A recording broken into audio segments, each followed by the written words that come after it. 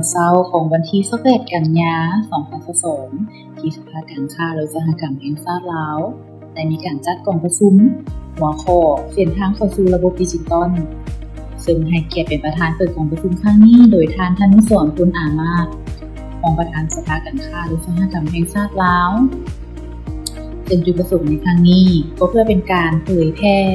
ถึงความสำคัญและสร้างความรู้ความเข้าใจให้กับบรรดาสมาชิกของสภาการค้าและอุตสาหกรรมแห่งชาติลาวพร้อมทั้งบรรดาผู้ธุรกิจและบุคคลที่มีความสนใจเกี่ยวกับการหันเปลี่ยนระบบดิจิทัลที่ทันสมัยโดยการนำใช้ระบบคลาวด์นี้เข้ามาช่วยซึ่งภายในงาน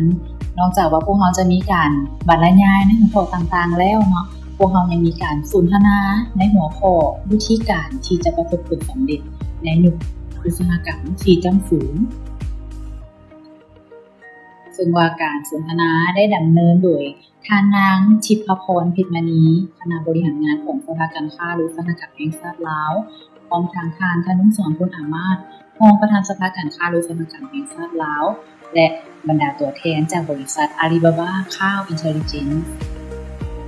ในกองประชุมก็ได้มีการแลกเปลี่ยนความคิดเห็นหลายๆอย่างที่เป็นประโยชน์แก่ผู้เข้าร่วม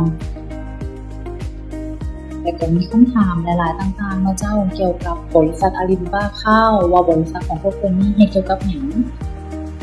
แล้วมีวิธีในการใดๆที่ภาคธุรกิจสามารถร่วมมือกับบริษัท Alibaba Cloud Intelligence ได้